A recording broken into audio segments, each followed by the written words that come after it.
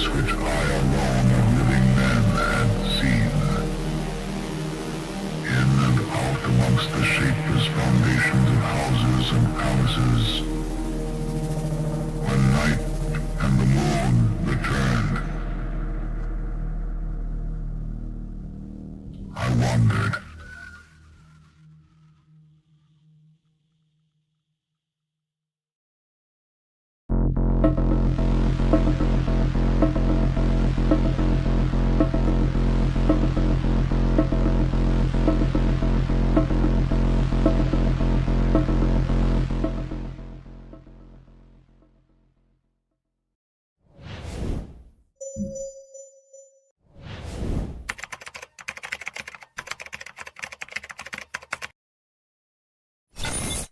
Good morning, good afternoon, and good evening, everybody, and welcome to Friday. Cheers. We made it, chat. We made it to Friday. We can all thank our AI overlords. They allowed us to make it to another Friday. Although, if you look at the markets are not happy at the AI overlords. Nothing screams that AI is going to take over the world like an highly anticipated NVIDIA earnings call with a 1.5% gap up first thing in the morning yesterday to an absolutely devastating 4% down by market close.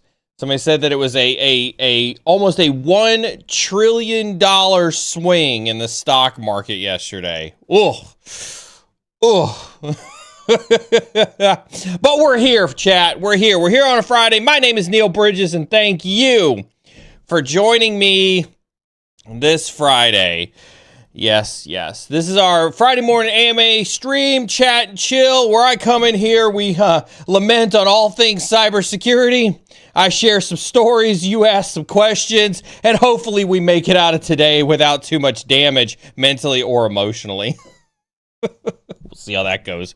If this is your first time here, thank you so very much for tuning in. We do truly appreciate all of our first-time viewers across all the platforms. We are streaming live across LinkedIn, Twitch, YouTube, and X. If you are tuning into us from any of those platforms, thank you very much. We appreciate you. For all of our regular return viewers, not sure what I said to keep you coming in every day, but I'm glad I said it, whatever it was that I said, and thank you so very much for giving me and the community your time today.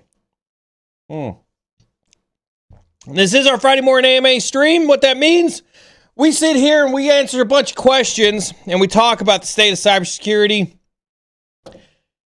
getting a career, starting your career, progressing your career, ending your career. We've made some career-ending decisions on this stream before, possibly.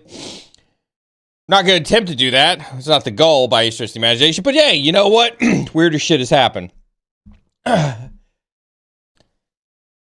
You want to outline just a couple of rules on chat really quick. We do keep chat free of any racist, sexist, misogynistic, elitist, and otherwise toxic behavior. We have a zero tolerance for that inside of chat whatsoever. So we do ask that you keep chat free of any of that type of stuff. We do have moderators in chat. Our moderators work tirelessly to ensure that chat stays free of any racist, sexist, misogynistic, elitist, or otherwise toxic behavior. They are not here. However, they are not here to stifle chat in any way, shape, or form. We do highly encourage civil discourse. Whether you agree with me or not, or agree with your fellow chat participants, is completely and totally irrelevant. We absolutely encourage you to chat amongst your peers. Keep it civil. They're not here to stifle that chat in any way, shape, or form whatsoever. With that being said, this is our Friday morning AMA stream. Scream.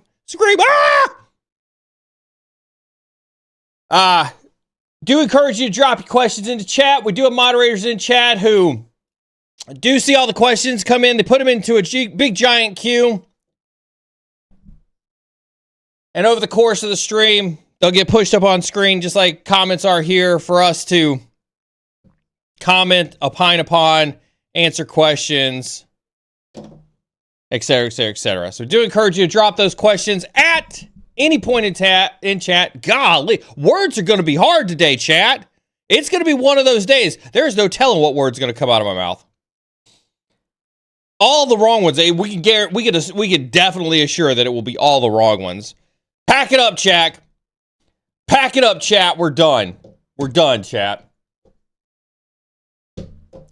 Ask all the questions in all the platforms. They will get added to a queue.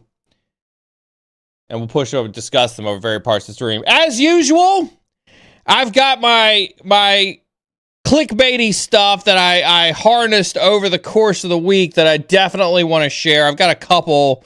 We'll see if we make it to. This was an interesting week all the way around, I think, in cyber, right?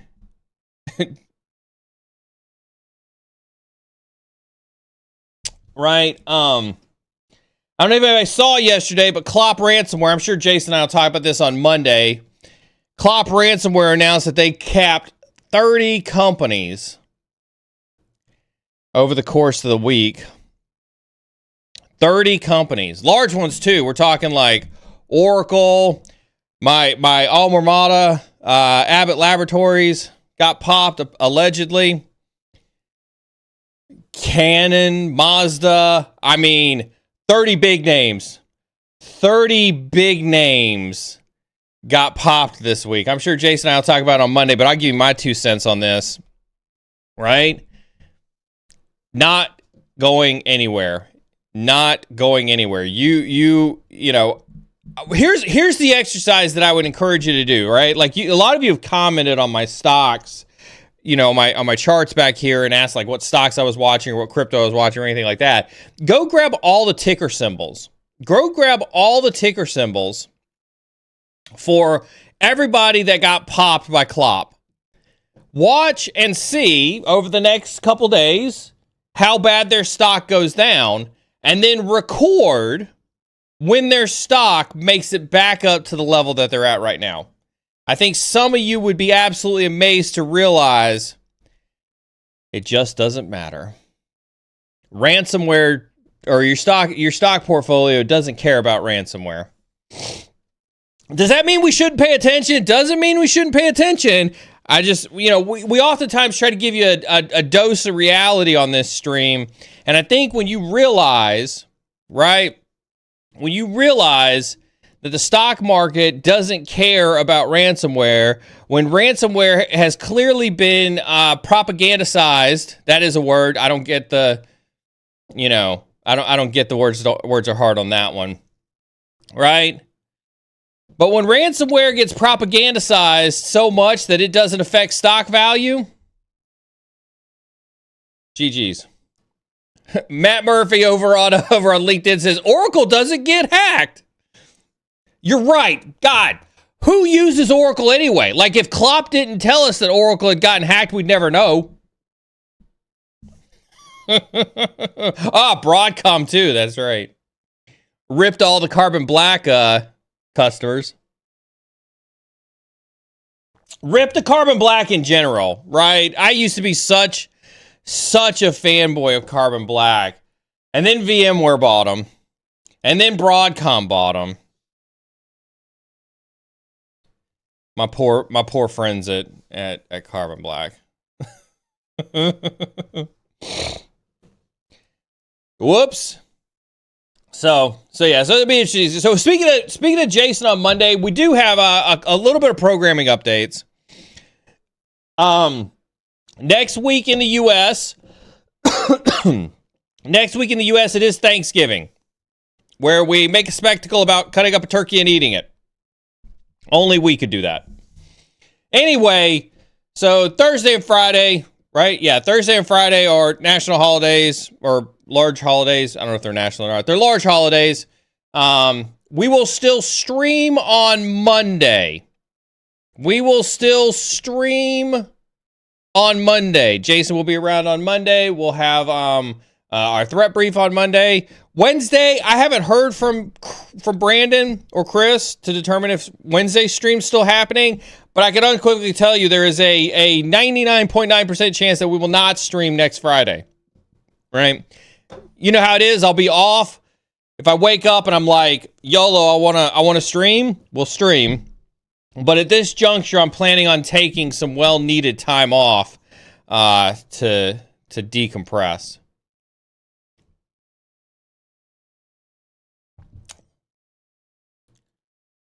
What do you mean lost you as a customer? You mean acquiring a company so that you can steal their customers and 5x their subscription fees is a bad idea? No, that's business 101. Don't tell me that I lose customers by doing that. That's how I increase shareholder value.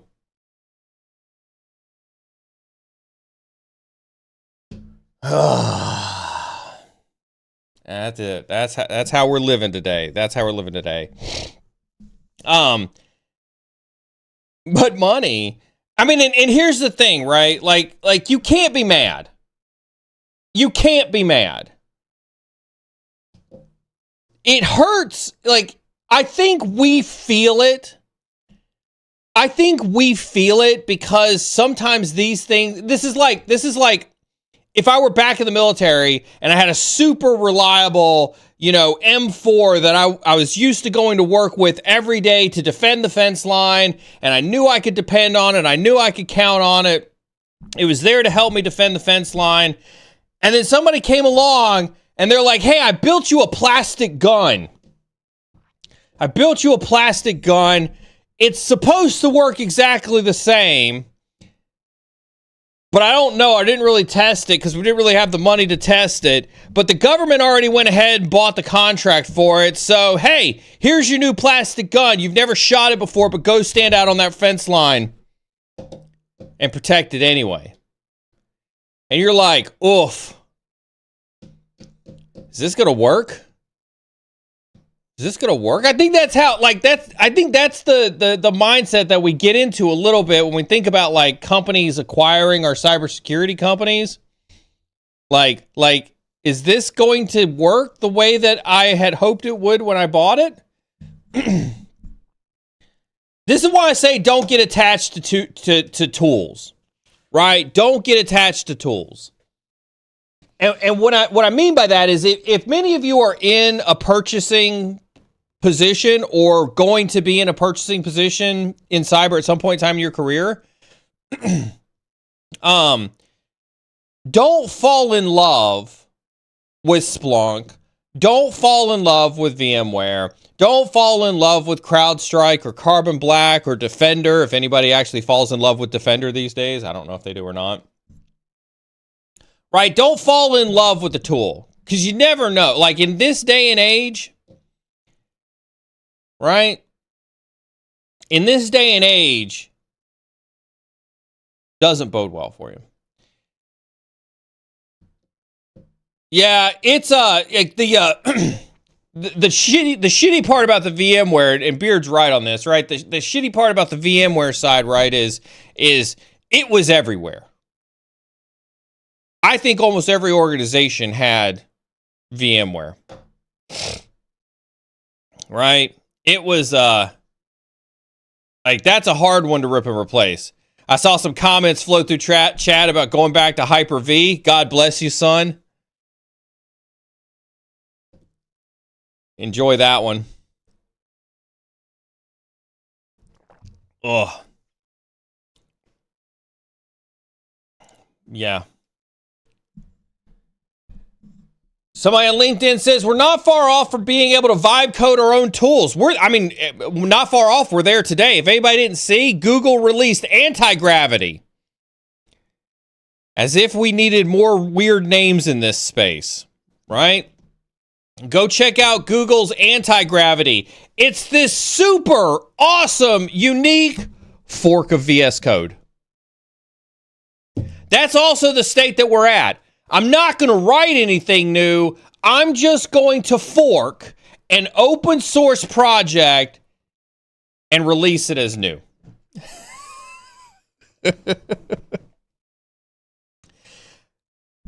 Listen, I make no mistakes about it. I vibe code some shit. Where's Chris at? I vibe coded an MCP server this week. And Chris actually thought it was pretty good. Chris actually thought it was pretty good. I trust Chris because he's a dev. He's an engineer. So, like, if it gets Chris's blessing of approval, then I'm pretty, yeah, look, chat, there you go. I vibe coded an MCP server, and from an actual dev, right? I passed the dev box, y'all. I passed the dev box. He checked all the dev boxes.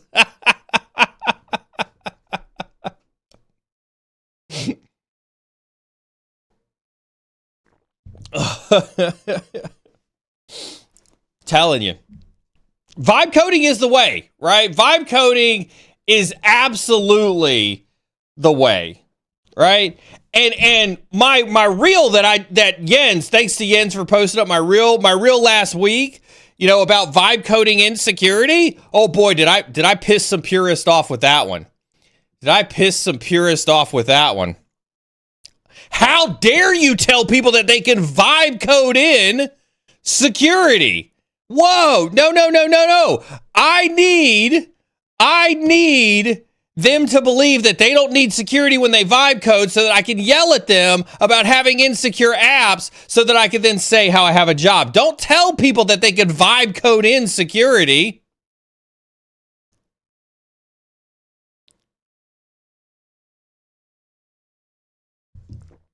Ugh.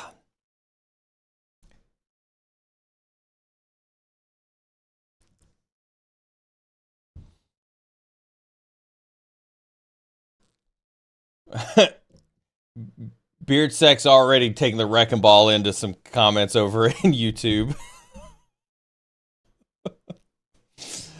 Yeah, I'm not a dev. I don't claim to be a dev. Like, I think vibe code, like I've said this before on stream, right? Vibe coding is going to be the entry, like it's going to lower the bar to entry for any application development. Absolutely.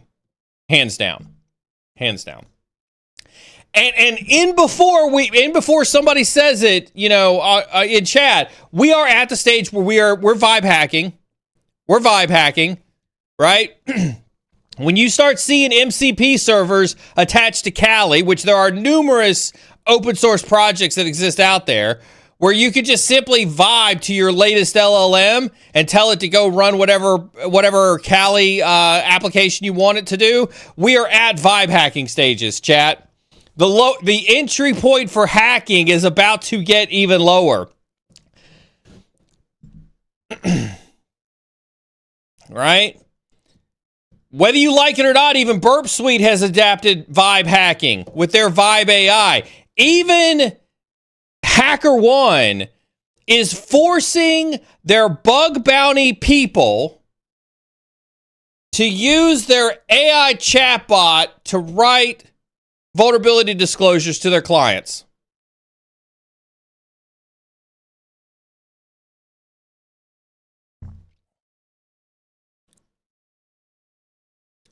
I've always enjoyed the thick layer of cynicism that we apply to this community. It's one of my favorite things about it. And Sonic does no wrong in this comment. Lowering the bar to entry means more noise and slop. So now it's going to be even harder to break into the field. If everyone's a hero, no one is a hero. This is absolutely correct. Right? Like the reason that we bring this up, the reason that we talk about this, is because the old ways, right? Somebody sent me a video of 4 years ago when I was on David's show where I preached I&E as the way to get into cybersecurity. And I had to laugh at myself. I had to laugh at myself because I was like, yeah, that was 4 years ago, and look where we are 4 years now. I&E has gone completely nuclear and is charging out the ass. One of the reasons I left that company is just due to sheer stupidity in business processes. There, I said it, Richard. You're fucking not gonna woosa Woosah, that's a sub chat rant. Sub chat rant. That's a sub. Woohoo. Anyway, the world has changed, and AI has changed a lot of the ways in which we think about and do things, and it's for the better. It's for the better. And I think this is a great opportunity for me to share one of the videos that I had aggregated for today. So for those who are new to Friday streams, I usually try to find one or two good nuggets to kind of share with everybody. And I found one that I found two. But I found one that not only applies to AI, but I think it applies a lot of times to what you guys are going through when it comes to getting into the field. So I want to play this one for you. This is one of those times where I tell you, tune in really quick. I should double down. What is the skill I should double down on that the robots and AI aren't going to steal from me? I think the only skill that we can actually double down on in a world of AI is the skill of learning and adapting, because we cannot predict what the world is going to look like in 2040. We do not know what robots aren't going to be capable of. I think that we're further away than people think, but it is still coming. And so the only hedge that somebody can have is the ability to adapt and learn. And what AI should be used for with every individual is the ability to learn. Acknowledge what you don't know. That is the greatest strength somebody has. Really be comfortable saying, I do not know how to read a P&L. I don't know how to read this legal contract. I don't know anything about AI. And be able to convince yourself why that is the most important skill for you to push past that barrier of learning something new that is so uncomfortable because the names are new and you feel like a freaking idiot. And then you think everybody is smarter than you and that you're just some fraud. To push back on that and to have some resilience through it, to say, I'm going to adapt through this. I'm going to get to the other side and learn so that I concretely can have confidence that I can change in any environment based off of what's needed of me in that environment. And I will add value to that environment regardless of whatever the external circumstances are. That is the only choice.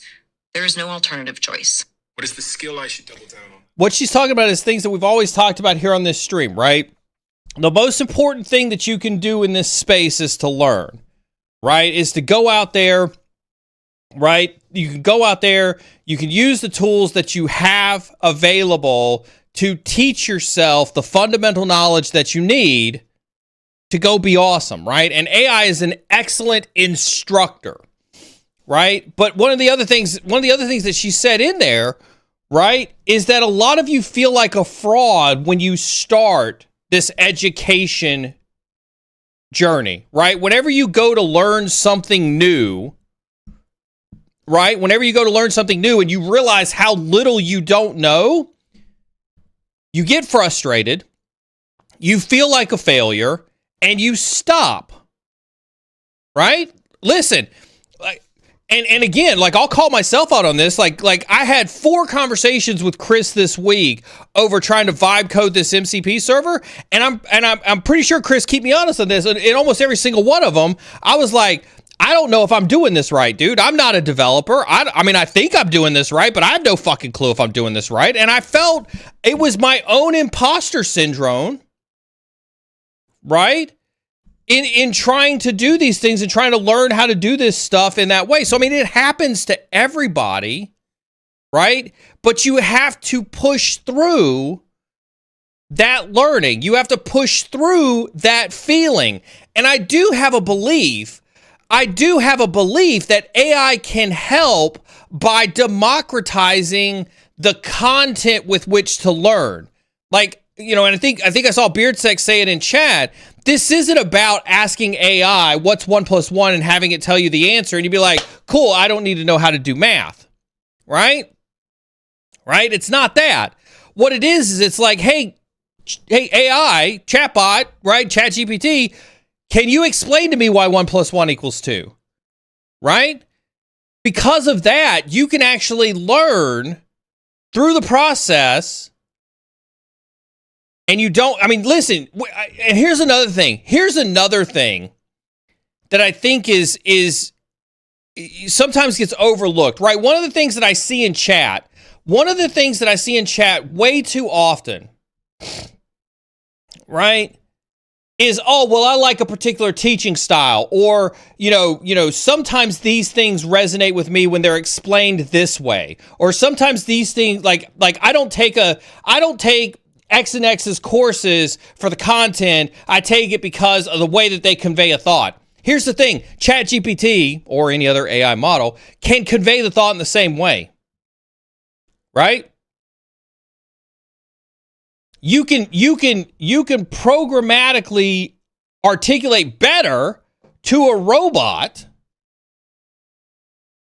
how your learning style is, so that a robot can help you in your learning style to learn. I think that that's one of the advantages that we have with AI, is that I could teach an AI to teach like me. It will never have my knowledge. It will never have my mannerisms. It will never have my stories. And this isn't like, let's make a distinction between those two. But I can teach it my what, so what, now what. And I have. If you look at a lot of the content that I produce, right, it's what, so what, now what. I can teach it a framework. I can teach it that everything needs to have an example. I can teach it that everything needs to have a real world tangent. Right? So you should be using AI as the accelerator that it is to push past these learning barriers. Matt, again, over on LinkedIn says, bro, you should be able to crush an MCP server. I did. Like, I self-deprecate on my abilities. But again, like, I built an MCP server in less than, I think, an hour or two of vibe coding. Now, I do want to remind you guys to go check out my GitHub. I will be publishing on GitHub today. Callie, you'll appreciate this. I'm not going to publish my MCP server because I do not feel that is the thing that is valuable. But what I am going to publish today are the markdown documents that I used as frameworks to vibe code. So listen to what I just said there. I'm not going to publish my MCP server. That's a pointless endeavor, right? You can do this. But what I will do is I will publish a PRD, a product requirements document, outlining what I want an MCP server to do. I will publish my phase 1 prompt that I used with Claude Code to do the first version of the MCP server, and then I'll publish my phase 1.5, which I used with Claude Code to get to the next phase of the MCP server. That way you can take my prompts, which I would argue are much more valuable than, you going to GitHub and downloading my code, right? But I will give you my prompts, and you can have access to my prompts. Promise you that. That'll come out today. There's nothing sensitive in there. There's nothing proprietary in there. So more than happy to publish those for you today. And again, all I did with those prompts was I sat down with Claude Code and I said, execute, blah, blah, blah, markdown. And it read the markdown and, went through and made the code. Now, there was some nuances in there. We did some unit tests, yada, yada, yada, yada, yada. But for all intents and purposes, it created a one-shot MCP server. And that's what I'm saying is, I think that there's a lot of, and you'll see in the prompts, there is security in the prompts, right? There's security built into the prompts. And what you'll find is it is actually super beneficial to learn how to vibe code. And I think when you do it with appropriate prompting, you would be surprised at the type of tools that you could make.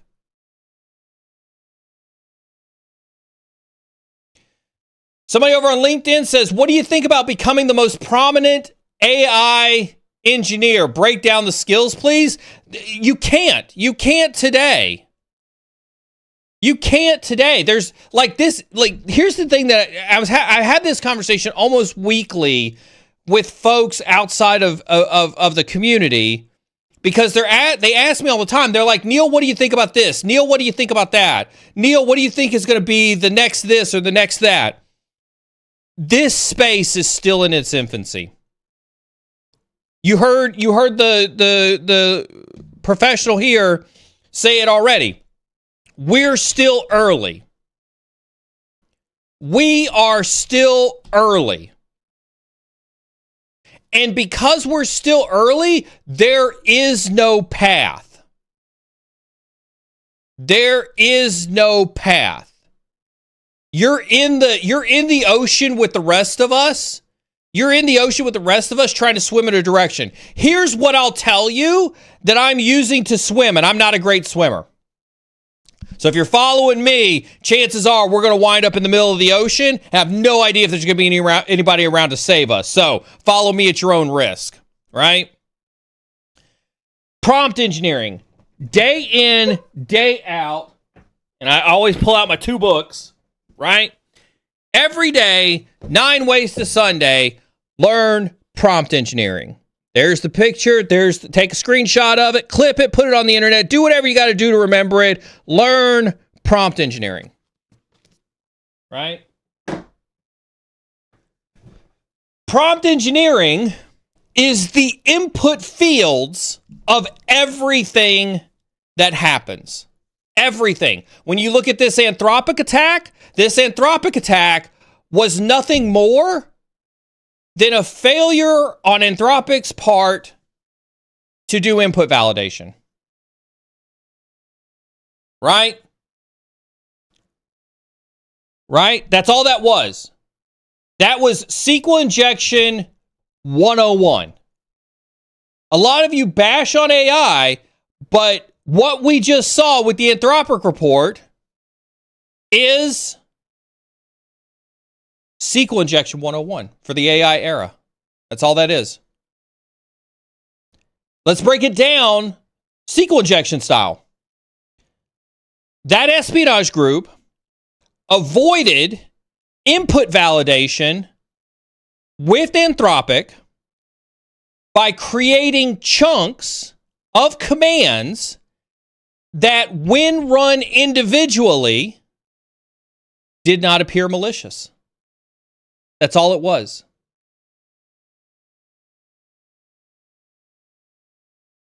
Right? That's all it was. Nothing crazy. No, they didn't use a 0 day. They just bypassed a firewall restriction by chunking the input parameter. That's it. That should tell you everything you need to know about why prompt engineering is important, is because you can still bypass security controls at the prompt to get the model to do bad shit. Right? I think prompting is the way to make the models more useful. I think it's the way to make them more successful. I think that is the only skill that anybody who wants to take advantage of AI should be focused on.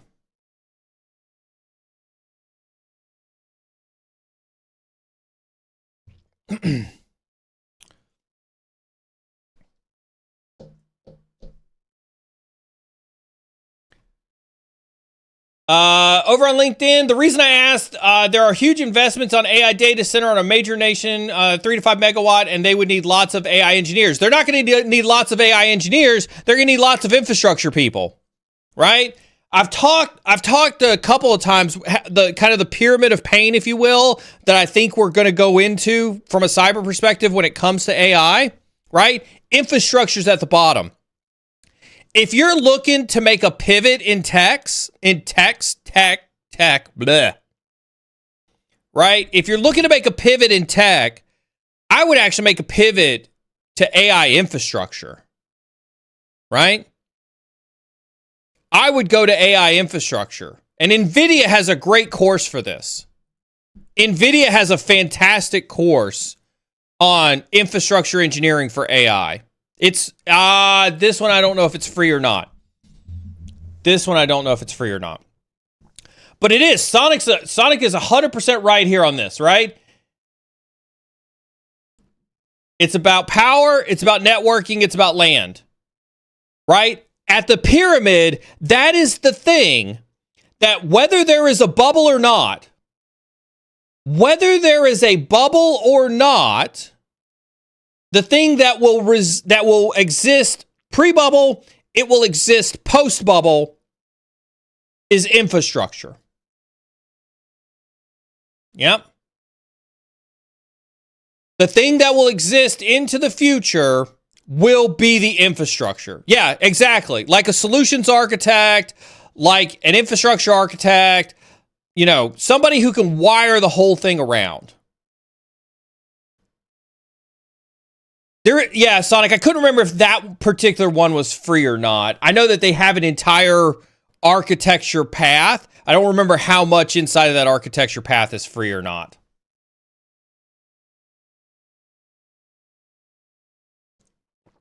But I do firmly believe that if you're looking for a tech adjacent, a cyber adjacent, good add to the portfolio of skill sets, go learn about the infrastructure and AI. Right? Go learn about the infrastructure and AI. I think that's going to be your current job security moat in this space. That's the belief that I hold pretty true to that.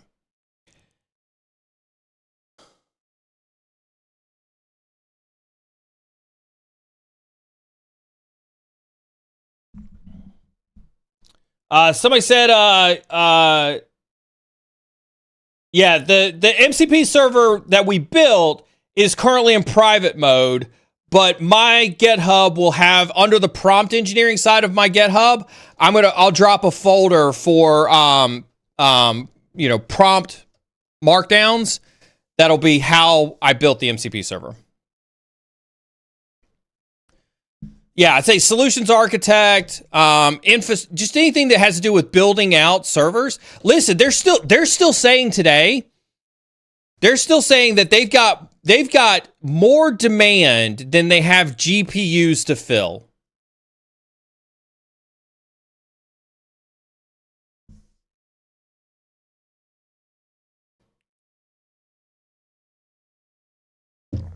Yeah.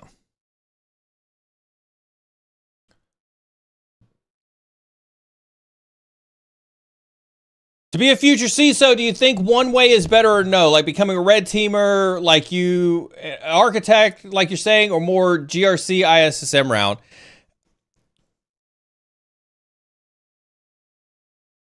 I talked a little bit with Bobby on this on Monday. And if you guys missed Monday's stream with Bobby, like hopefully you understand after watching that how excited I have been for Bobby to be on the stream, right? Like, such a realist, and a great observer of what's happening in our industry. The CISO role is definitely going to change, right? The CISO role is going to change. First and foremost, let me get direct to your question. I don't think becoming a red teamer or a GRC person is necessarily a requirement for a CISO at all. I don't today. I've done both, and I don't think that that's what makes me a great CISO. But I do think that the CISO's role in the future is going to be challenging, right? And here's why.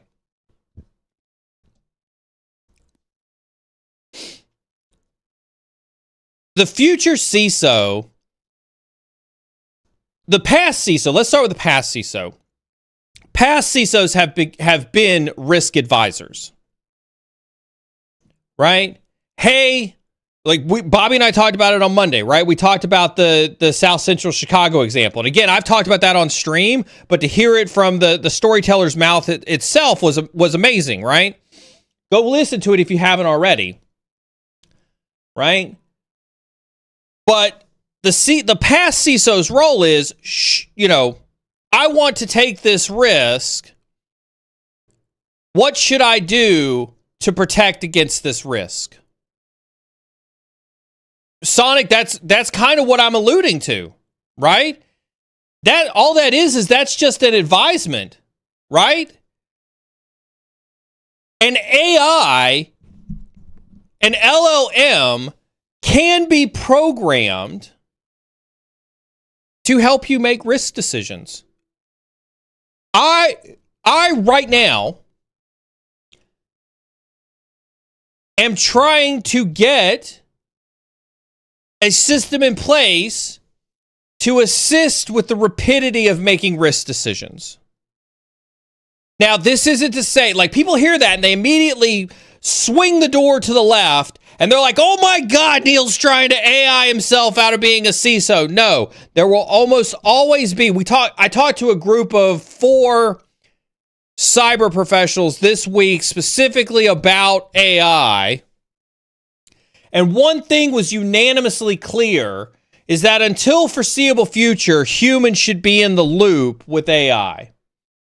And so understand that what I'm talking about is I'm still talking about a human in the loop risk decision. But with that being said, I do believe that there is a world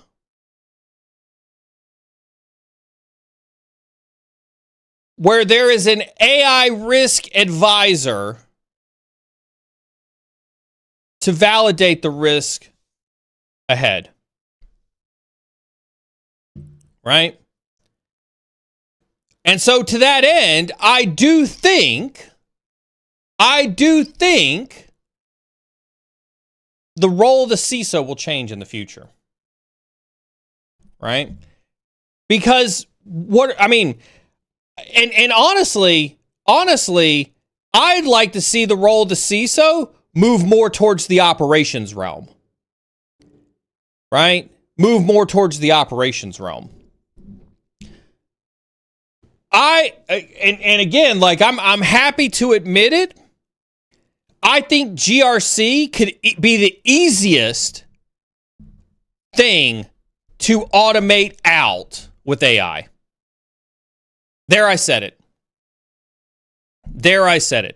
Listen, and here he is. Before Nitronic Deer shows up in my DMs and in my chat messages and on my phone and text messages, before Nitronic Deer goes nuclear, if we're talking about risk as a formulation of technical and non-technical factors to declare prioritization or to build compensating controls, when 99.9% of organizations use their risk register to decide prioritization, they are proving that it is nothing more than a mathematical formula to determine risk. And if it is a mathematical formula to determine risk, you know who I don't need to do that math for me? People.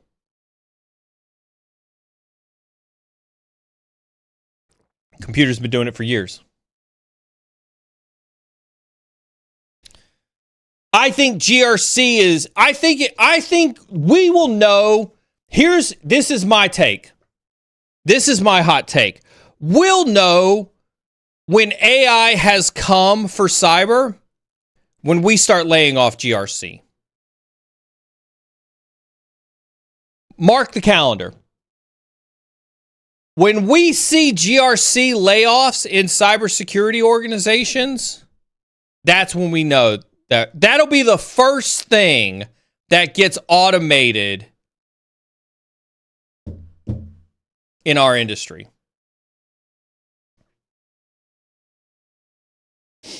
right?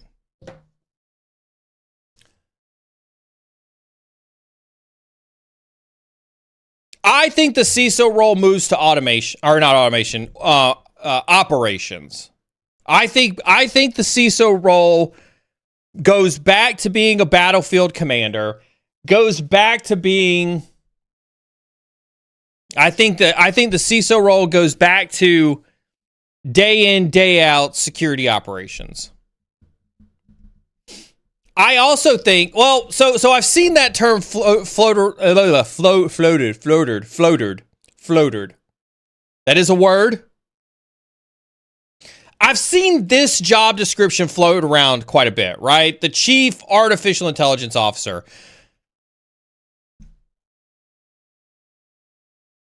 If anybody remembers 5 years ago when we had AJ Nash on, AJ is a good friend of mine, right? AJ was a huge advocate for the Chief Intel Officer because he thought that Intel was so important that it needed its own seat at the table. And you have that's a really good way to look at anybody with a C next to their title, right? Anybody with a C next to their title is really there as a fiduciary responsibility for the direction of the company. And I don't think AI has a seat at the table on the direction of the company. I think AI is nothing more than a really expensive tool. A really expensive tool. Oh, I knew that one was coming. ISACA just announced their first ever AI risk certification, so I think GRC is trying to hang on for dear life. Whether you liked it or not, the introduction of GRC platforms like Vanta, like Drata, and listen, Vanta and Drata weren't intuitive, right? Vanta and Drata weren't intuitive. If anybody's been around long enough to remember Archer, God rest your soul. Archer was an absolutely miserable experience, but Archer was what people used before there was Drata and Vanta. Right? So you had Archer. Now you've got Drata, Vanta, everybody else. And now those companies are also trying to put AI into their products. And if you look at where they're trying to put AI into their products, they're trying to put AI into their products to do things like, hey, let me help you with your third-party risk form. Well, what does that AI do to help you with third-party risk form? Well, it'll look at your policies, it'll look at your automated controls, and it will automatically answer the third-party risk forms for you. It's pretty good. What do you need me for? Well, you just need to look over the spreadsheet and make sure that what they said in there wasn't stupid. That doesn't sound like a $150,000, $200,000 job to me. Right? You've already got automation that's checking your controls on a regular basis. Now you've got AI assist in filling out one of the largest time sinks of a GRC team, which is third-party risk. The writing is on the wall. That is nothing more than a risk-centric consulting, and we see AI devouring consulting companies.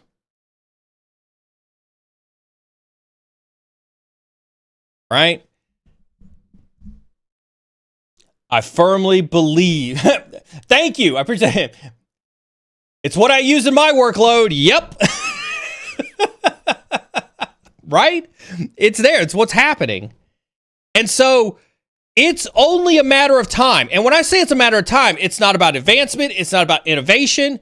It's because, listen, this will be, you know me, I don't really do fear-mongering. Right? I do not do fear-mongering. I'm a realist. You have a job today in GRC. You're getting paid $150,000 a year to do GRC in the US. Your company brings in Drata or Vanta or Compliance or any other tool. You go, boss, this tool's badass. I save so much time not having to do this stuff. The boss goes, really? Let me take a look at this tool. And looks at this tool.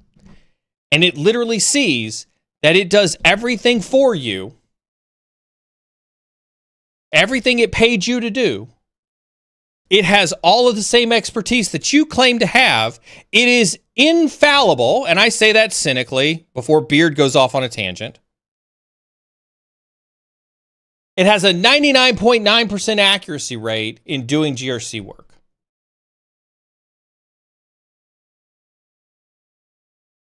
You think there isn't an organization that's going to look at that and go, why am I paying Netronic Deer $150,000 a year when I can pay a college grad at an entry-level role $50,000 a year to manage this?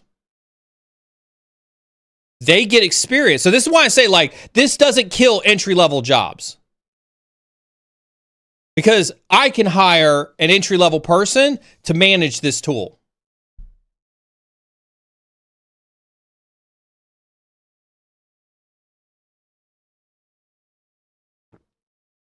I think that people who say otherwise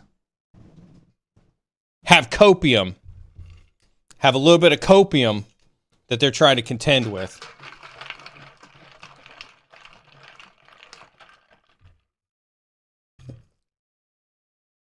And again, like, I got love for GRC. I got love for GRC. You guys know that. But I'm a realist. A realist.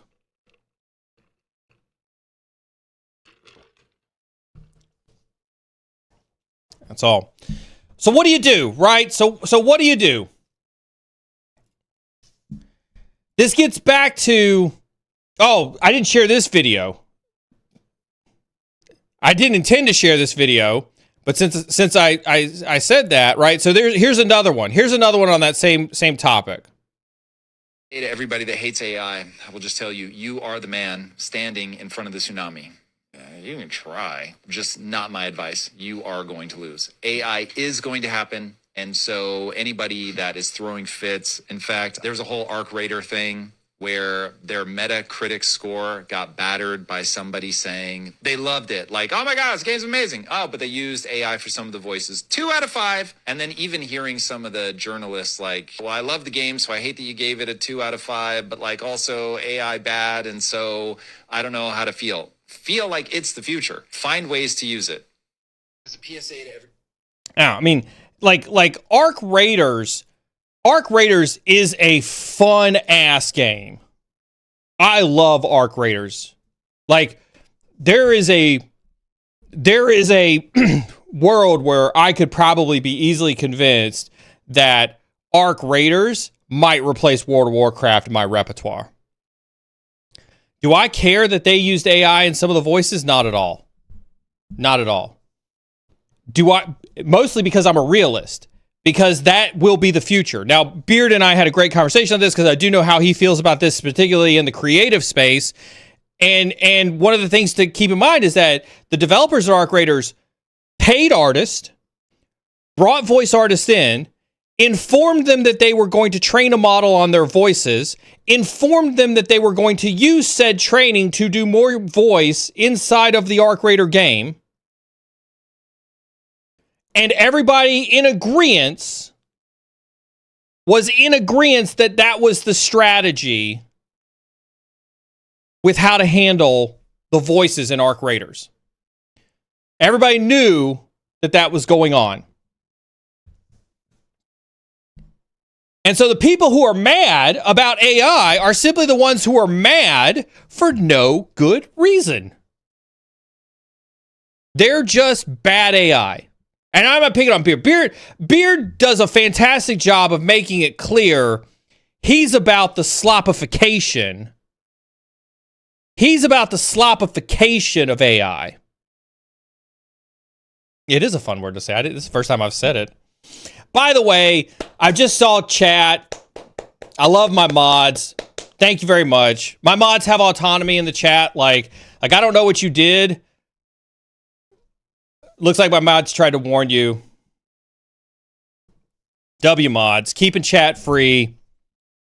Keeping chat free of the stuff that we don't need around here. So thank you very much, mods. It's not increasing the knowledge gap. Again, don't stand in front of the tsunami. That's the takeaway. Do not stand in front of the tsunami. I mean, you could try. Maybe that's a fun thing to do. I've never actually tried it. Could be fun. Who knows? Or you can grab a surfboard and surf with it. That may also be dangerous. I don't know if that's a recommended activity or not. Somebody who surfs, keep me honest. My point is, chat, my point is, it is here, right? The reason I talk about it is because we can't avoid it any longer. And so I'd rather you hear from me pragmatic, real ways that we can use it to be better and awesome cybersecurity people without succumbing to the slopification of AI. That is a really fun word, actually. We should add that one, right? Without succumb, we should add it to an exclamation point. The slopification of AI. Yeah, we should add that as a command.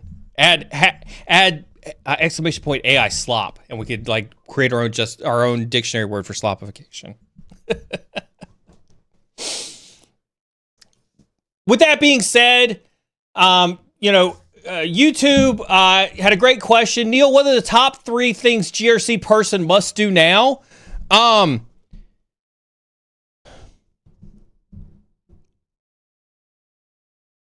This is going to be a hot take. Right? First and foremost, let me just say that I think some of what you're seeing with this whole GRC engineering is a subculture of people who realize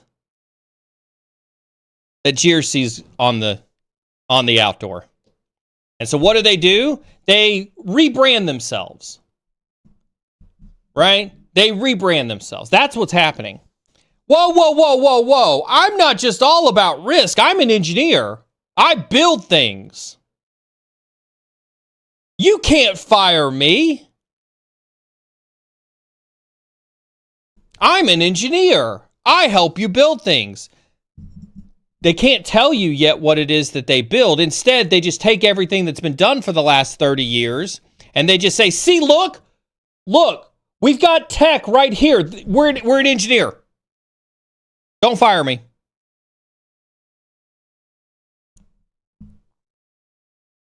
Right? I think the GRC engineering thing is the biggest snake oil that industry is trying to do in God knows how long. Wholeheartedly believe that.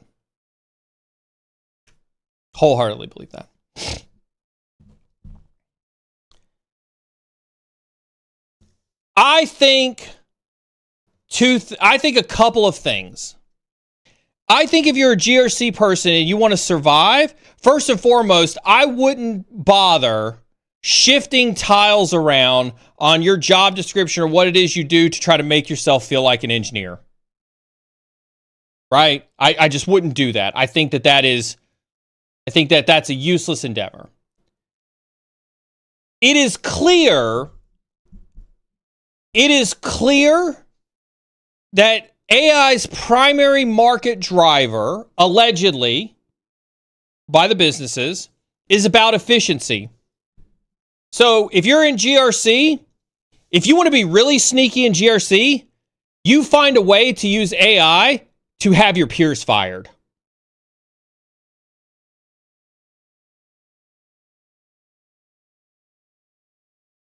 What did I just say?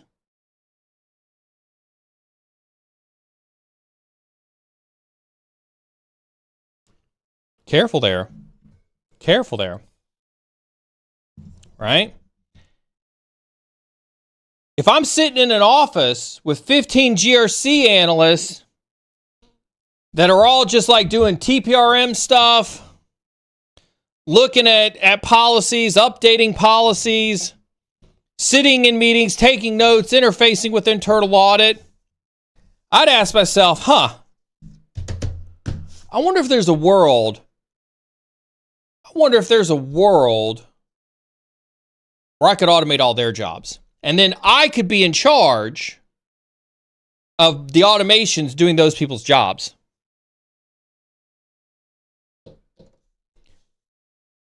Now you've created demand. Right? Because now you're the one who has made work more efficient, and you're the one who's done it and manages it.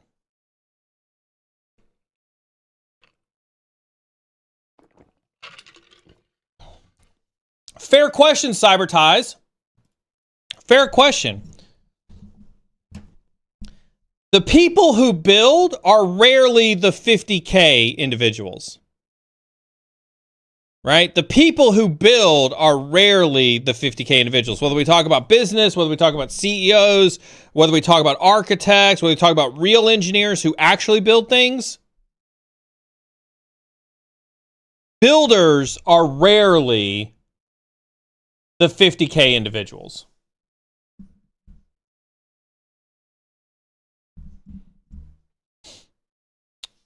How long would they be seen as a builder is what I'm curious about. I mean, it does take a lot to manage automations. Absolutely. I was having a conversation with a CEO yesterday, and we had pontificated that the future of his business was about to revive a very, very old job title that he probably hadn't seen in a decade. He was like, "What's that?" And I was like, "Automation engineer." And he got kind of this puzzled look on his face. And he was like, "Yeah, I could totally see that. You're talking about an AI automation engineer." And if you guys remember, where's Callie at? Callie, I'm sure Callie's seen this before, if Callie's still hanging around. Do you remember how much Ansible engineers, automation engineers with Ansible make? Right? Automation engineers made bank. Automation engineers made absolute bankroll. And so, like, I don't think there's anything wrong, right? There's nothing wrong with cybersecurity roles being converted to actual, what about cyber AI automation engineering? Right? Nothing wrong with that title. That's not a bad title to lean into.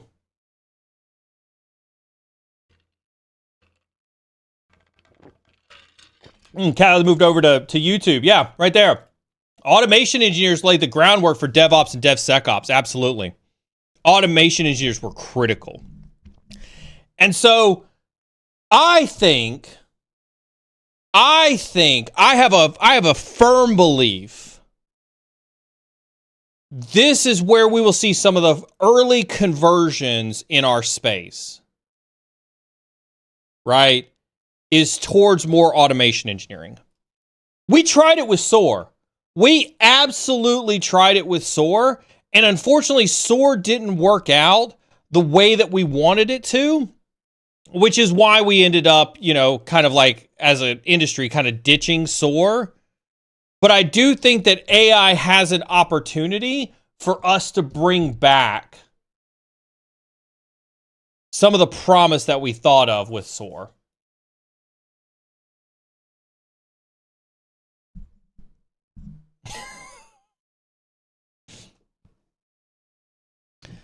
With everything I'm doing in automation and AI, I actually feel really secure. Absolutely. Absolutely. I would equate, like if we go back to my pyramid, infrastructure, the middle tier is models, the upper tier is apps, building on top of that. I actually think automation engineering could be kind of that glue that kind of solidifies all of that together, right? I think automation engineering could be the way to... And listen, every industry gets automated. Every industry gets automated. Like, do you think the financial industry isn't automated? It absolutely is. Legal, automated. Right? Every industry can and will. This is, like him or not, this is why Elon believes that he can create a robot army.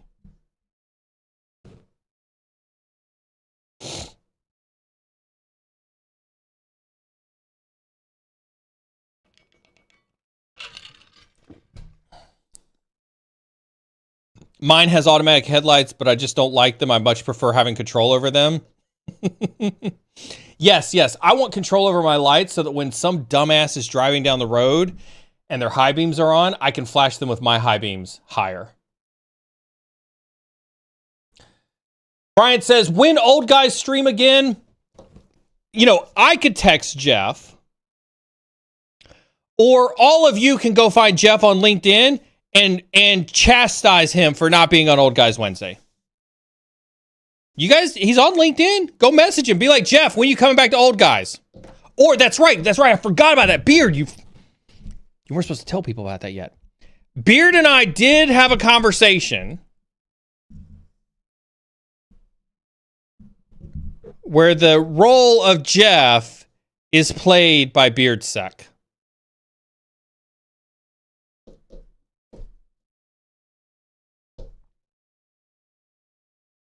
Could happen. Could be a thing. Do you think the recent tech market rise was completely orchestrated to quell the recent increase in AI is a bubble talks? No, absolutely not. AI is not a bubble. Is there a bubble? There is a bubble, but it's not with AI. Right? And just because there is a bubble does not mean it'll go away. Look, tech was a bubble. Tech was a bubble.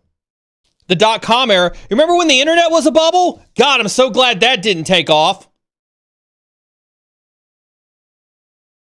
Hello? Knock, knock.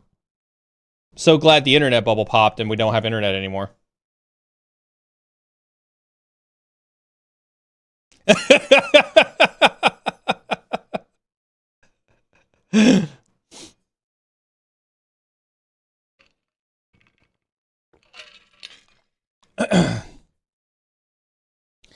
I don't think the bubble is with the hardware. I actually think the bubble is in the models and in the stuff built on the models. That's where I think the bubble is.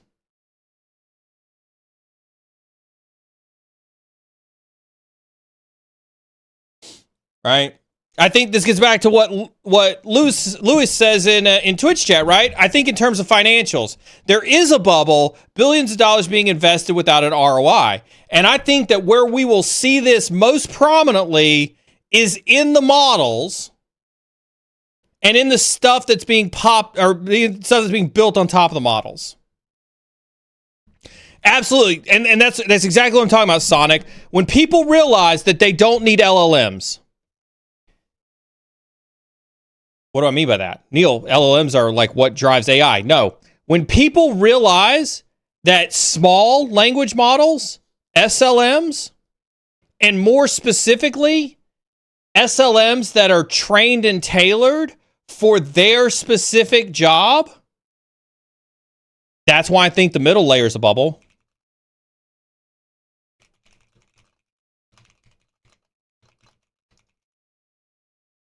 Sorry, I had to reply to a Slack. Right? When people realize that they don't need OpenAI, when people realize they don't need Anthropic, I absolutely agree with that. When people realize that they don't need listen, there is nothing proprietary about what anybody is building in AI today. So that top layer, that very, very tippy top of the triangle that I talked about, Nothing that anybody is building at that top, nothing you can buy on the market today with AI is proprietary. There's no moat.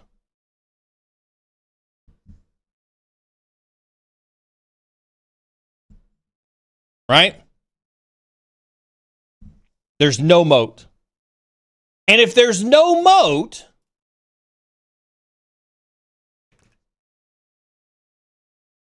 it's ripe for popping. Right? I've used a lot of the SLMs. Like I think I've talked about this before, right? Like I've got, where's my LM Studio, right? I've got a Quinn 3 coder that's a 30B parameter. I've got a Quinn 3 14B that's uncensored. I've got a finance llama that I use for my trading. I've got another Q3 coder that's got instruct parameters. I've got a Mistral model.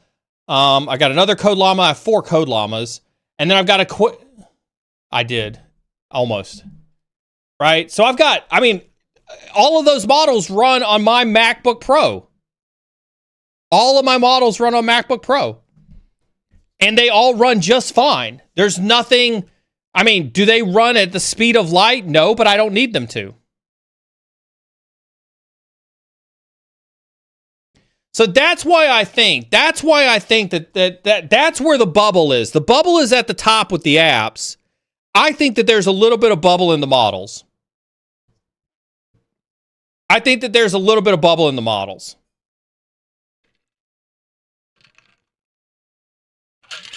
But I don't believe that there's bubble in infrastructure.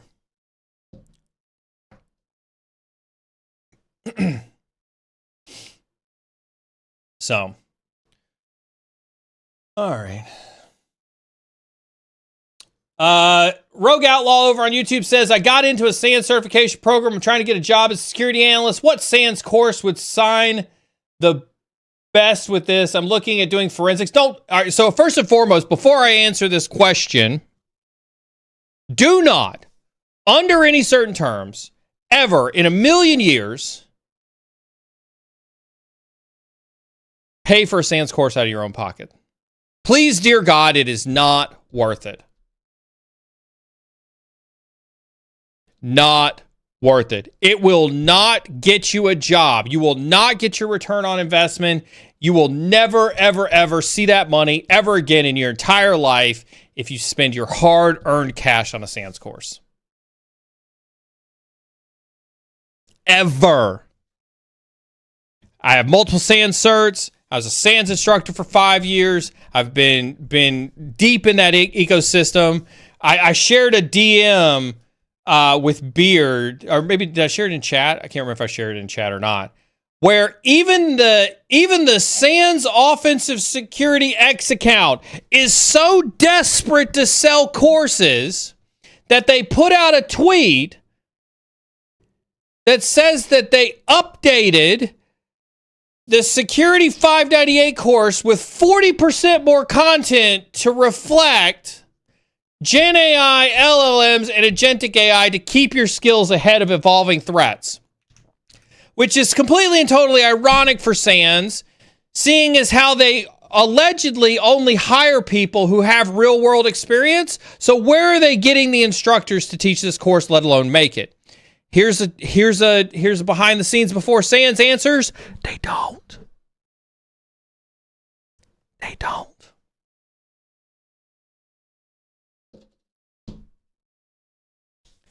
SANS is useless. Coming from a former SANS instructor, SANS is useless.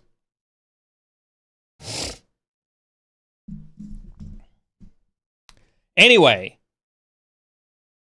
if your company is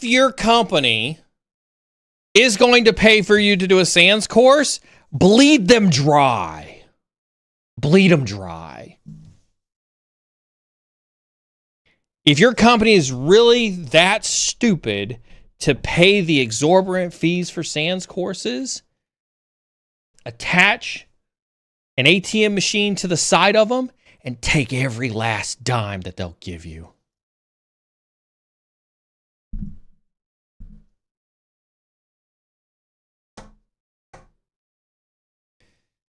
And then take whatever you want.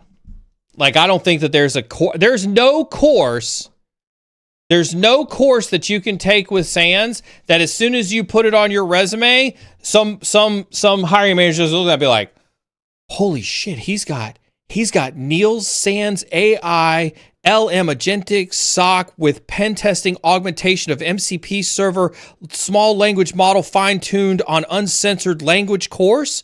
Fuck yeah, we're hiring him.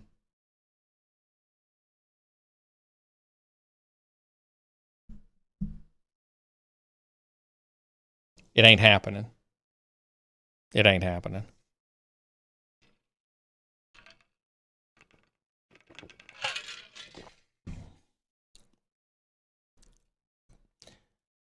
Neil, any plans to get resume reviews back with the resume rubric? So the resume rubric still exists. The resume rubric still exists. If you go to cyberinsecurity.tv/resume-rubric, you can still get the resume rubric. Now, here's what I will tell you. I have not updated the resume rubric given today's absolutely shitty economy. And to be quite frank with you, that's because I don't really know how to update it. I still think the resume rubric is valuable. I still think there's tons to be gained from the resume rubric. But much like the stock market, today's job world exists in kind of like an inverse bubble, right? You can put all the great things on your resume. Unemployment is through the roof, folks. Unemployment hit another high. I think yesterday when the unemployment numbers came out, I think the unemployment numbers for October came out, and it was up another 12,000 jobs. Verizon just announced yesterday, I think it was, 14,000 more layoffs. Right? So I think the resume rubric is valuable. Please go out, use the resume rubric to at least make your resumes and your LinkedIns better. But this is not a great job market to be in. You do not want to be out of work in this market. Right?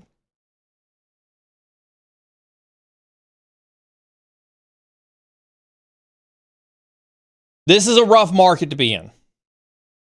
And so to that end, I'm happy to do resume reviews, but one of the things that we enjoyed about doing resume reviews was because we could do resume reviews, and because security folks were in demand, security jobs were in demand, it was real easy to see that doing resume reviews, doing LinkedIn reviews, and then people would go out with their new resume and new LinkedIn and go get a job had a significant effect. Had an absolutely significant effect. Right now is a shit time to be looking for a job. Absolutely. Absolutely. And I don't, and listen, listen, we're about, realism is the name of the game here at Cyber and Security. Right? Realism is the name of the game here at Cyber and Security. With that being said, this isn't about, it's not the one I meant to push up there. I meant to push a different one up there.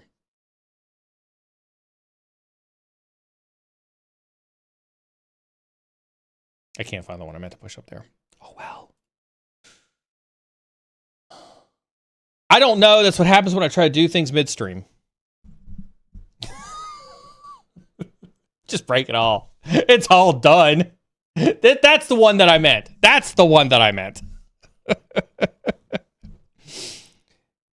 This isn't about corporate bootlicking. This isn't about capitalism. This isn't about anything. This is about you all got bills to pay, and this market is not friendly to you. This market is not friendly to you.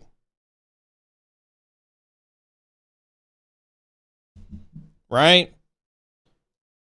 We'll get back to the other side of this. We will absolutely get back to the other side of this. Listen, one of the reasons I tell you guys to watch markets are cyclical, right? Markets are cyclical. It was up when I started streaming. It's down now. We'll get to the other side of this and it'll be up. It's just the way it is. That's why I tell you, like now's the time to learn something new, right? Here's my thoughts. If you have a job right now, hunker down. Do what it is you got to do to make sure that you're not in the line of fire. I'm not saying go out there and work 1,000 hours a week. That's not what I'm saying. I'm not saying, go be a bootlicker. I'm not saying that at all whatsoever. I don't even know how boots taste. What I'm saying is, don't make yourself a target. Right? When layoffs happen, I've talked about how layoffs happen. And if you want, Bobby and I went through several rounds of layoffs together. We can share these stories live on stream if this is of interest. Right? But it's not fun and it's not easy. But one of the conversations that happens every single solitary time is, all right, guys, you've got to look across your team and you've got to find where you can trim the fat. They'll never say where you got to fire people, where you got to let some people go. They'll say, hey, listen, times are tough. Budgets are tightening across the board. One of the things that senior leadership has identified is that we've got to cut 15% of our headcount across the whole company. For your particular department, that means 5, 10, 15, 100, whatever the case is, however big your department is. So I need you to present me with a list of names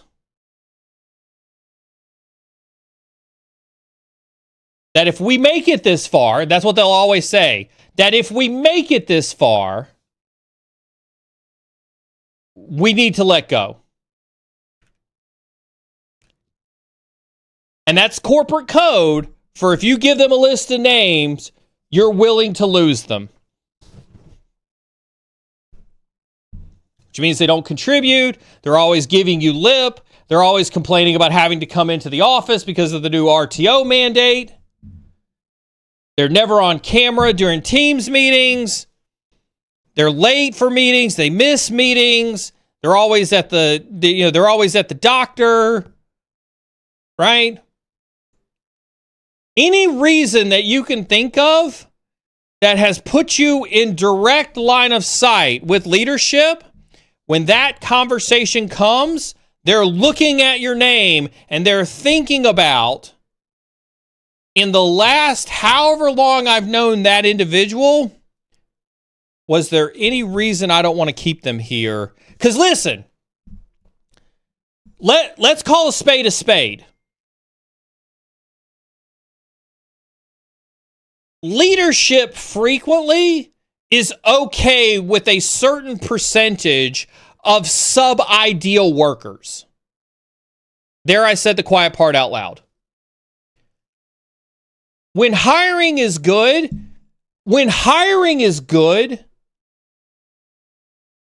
every leader knows that they're going to be about 80% successful hiring the best and the brightest talent.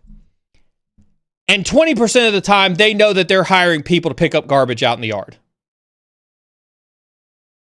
It just happens, right? They interview well. They've got a great resume. Their recommendations tell them they're off the chart. They get in there and they show up and they never show up.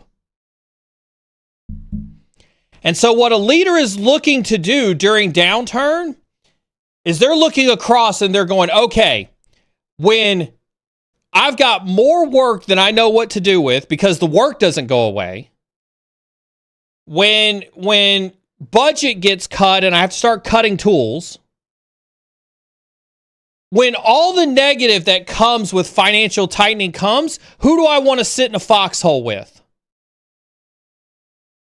That's what they're asking. Who do I want to sit in a foxhole with? Do I want to sit in a foxhole with Brian, who fucks off every day, who rarely comes into work, who does the bare minimum, never takes on any additional tasks? I'm not picking on Brian. He knows I'm fucking with him. Right? Do I want to sit in the foxhole with that dude? Or do I want to sit in the foxhole with Chris, who's very disciplined? He knows it sucks. We can lament about it sucking together. And we're just going to go out there. We're going to get it done. And we're going to push through this.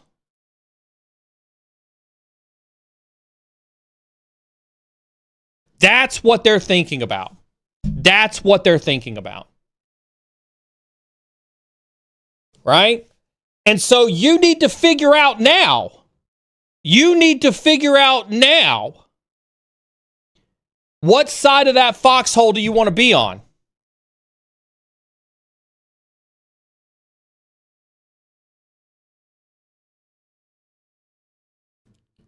Again, this isn't about being a corporate bootlicker. This isn't about being a little bitch.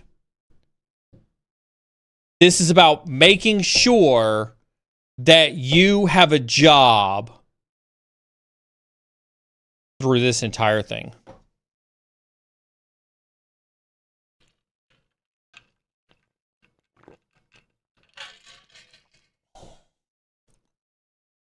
I promise you, we will get through it. Get any Black Friday deals? I sure did. We got $1,500 off the sauna. We got almost $1,500 off the cold plunge. We got another $1,000 off of the weight machine. And I think we got almost $2,000 off the Peloton tread.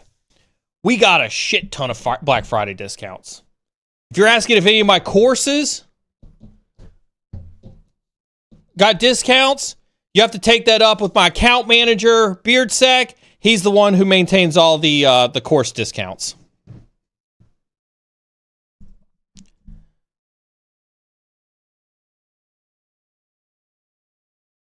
Thank you. I appreciate this. Just you saying that is going to save a lot of jobs in this chat. Time to work and work hard. Yeah. Right? Time to work and work hard. Right? I'm not trying to tell you to be a corporate bitch. I'm not trying to tell you to go, kiss your boss's ass. I'm not trying to tell you any of that. I'm just trying to tell you, don't be a target. Right? Don't be a target.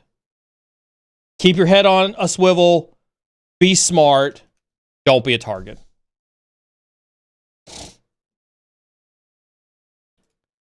Do you think other roles will combine as companies adopt more AI tooling, the same way GRC engineering is sometimes just an automation engineer who also does GRC analyst work and automates part of it? I do think, like I said before, I do fundamentally think that automation will be the first layer of how we see AI implemented. And depending on how automation goes, will strongly determine how much deeper we see AI get into cyber, right? Depending on how automation goes, I think that'll determine how deep this rabbit hole goes. Somebody explain the courses joke to Gamisa, please.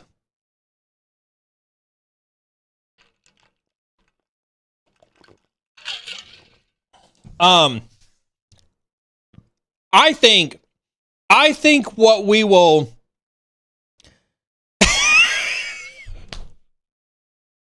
This is why we can't have nice things.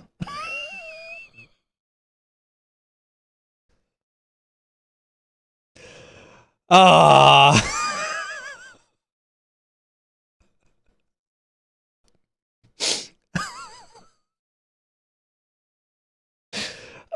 God.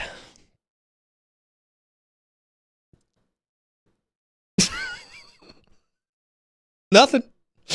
Nothing's the matter.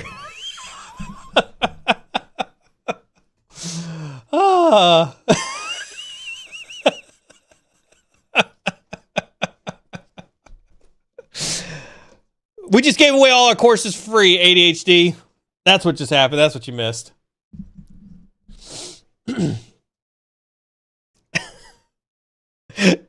Don't silently lurk now. It's all good. It's all good.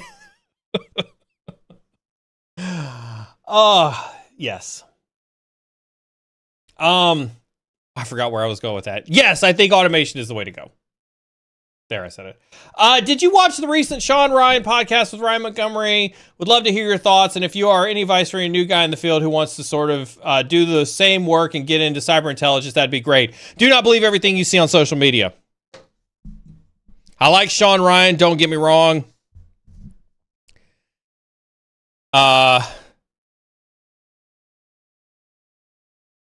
lot of fake people get really weird invites to shows. Find other mentors. Find other people that you think you want to be like in this industry. Don't think that you want to be like somebody who shows up, fear mongers, claims to do things that are illegal, claims to do things that sound sensational, sound like they belong in a hacker movie when they actually are just not real. Listen, I don't talk about it much, but I was in the NSA for 7 years. I've also done a lot of work with the FBI. I've done a lot of CI work, confidential informant work for the FBI. And the sheer fact that I don't talk about those things could either tell you I'm full of shit, or it could tell you that there's just nothing to talk about.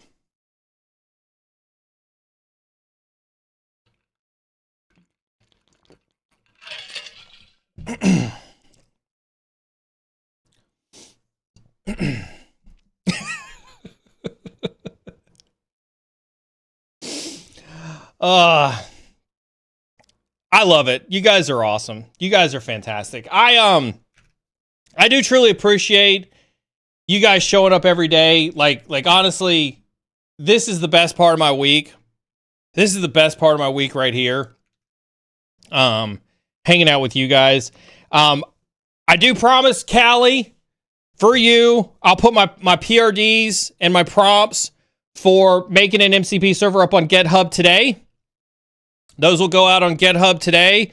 So do make sure you do pay attention to the GitHub. And again, super easy prompts. You can feed those prompts direct to Claude Code, and you can vibe code you an MCP server today. If you're not familiar with MCP, MCP is Model Context Protocol.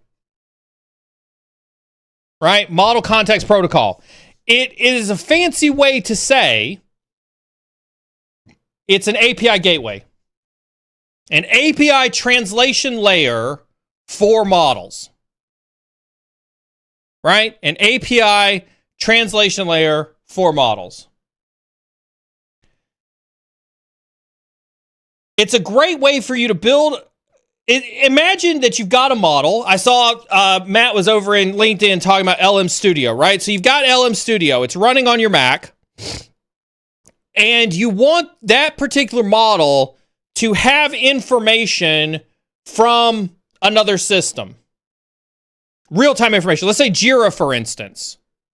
Right? Let's say Jira, for instance.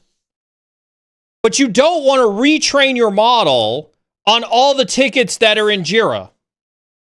So what you can do is you can take your model, you can attach, I saw somebody say USB for AI. I like that analogy. That's a great analogy, actually. Oh my God, Nitronic Deer had a great analogy. You can plug in your Jira into that model, ask questions that your model can reason around directly related to real-time data from Jira. So, hey, you're in a cybersecurity model, back to this concept that we're talking about with SLMs and small language models. You're asking it about AI risk. You're asking about, like, what are the tickets that are currently in Jira that have to do with this particular vulnerability? And you're like, well, I got to go to Jira to find that out. Like, all right, nope, not going to do that. We're going to attach our Jira MCP server to it. And now when you ask the model, hey, can you tell me all the Jira tickets that have been, written in the last month regarding this vulnerability, the model goes, oh, I see that there's an MCP server attached that's titled Jira. I'm going to search that, find that information, rope that into my reasoning model, and present the answer to you. So MCP is an absolutely critical thing because that, just like I talk about prompts being the input validation piece, what does it sound like when I talk about MCP server? Right? Sounds just like another input field, right? Now I'm attaching a database back into it. Now I'm attaching a USB drive. I love the USB reference, right? And so where do you think you should be looking from a vulnerability perspective? Right? You should probably be looking at how those systems communicate. What's the authentication protocol? Like, is the traffic encrypted? Right? How does that work? Do you pass tokens for the API interactions? Right? All of that are security opportunities for you to be an innovator and a pioneer in this space. Right? So putting out how to vibe code an MCP server isn't about giving you an MCP server. It's about, and this is what you'll always get from us. I see we've got some new folks in here. Thank you so much for tuning in for us today. This is what we're about. I'm going to teach you how to fish. I'll give you a fish.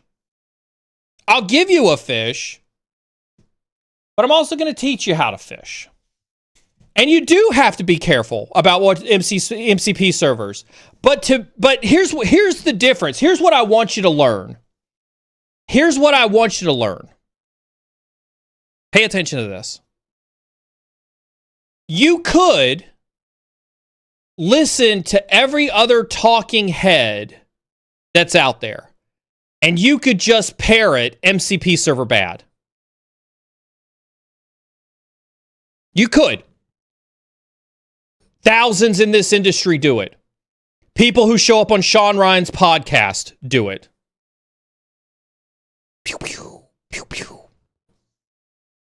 Very few people actually take the time to do the work. So the question that I would instead pose here is, how do you know to be careful? Did you plug in a bad MCP server?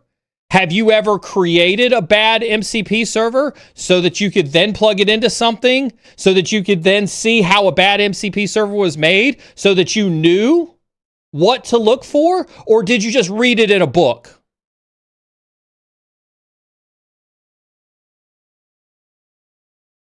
That's what you should be asking yourselves. Which cybersecurity professional are you? You just read it in a book and then you came into somebody's stream, heard somebody talk about MCP server and said, man, MCP server bad. Or have you built one? Have you found out how to make a bad one? Have you seen the different ways that a bad one looks so that you can protect against it? So you know how to code scan against it? So you know how to use it to your advantage if you're on a red team? That's what I want to do with you.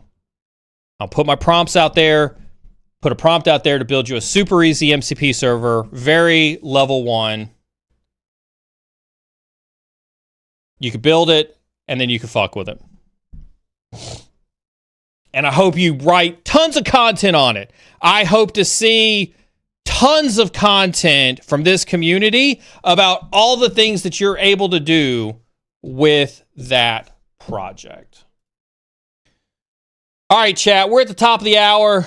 I got a couple Slacks that are blowing up that I got to pay attention to. It is Friday. We are not going to co-work today. I've got to record some videos. So we're going to sign off today. Just as a reminder, we will do the threat brief on Monday. So we will have a threat brief on Monday. So do make sure you tune in with Jason and I on Monday. We'll talk about a whole bunch of things on Monday. And listen, remember something. I fucking love all y'all. Y'all are all awesome. I think you guys are amazing. You guys are going to kick ass in this industry. I believe in every single one of you. So go out there, do something awesome. Do me a favor. Make sure you interact with my social media content so it does get views. I realize that I'm not on the Sean Ryan podcast, so I'm not as popular as some other people. So I appreciate any help that I can get. With that being said, whether you're on the red side or the blue side or still deciding, keep learning. We'll see you next time.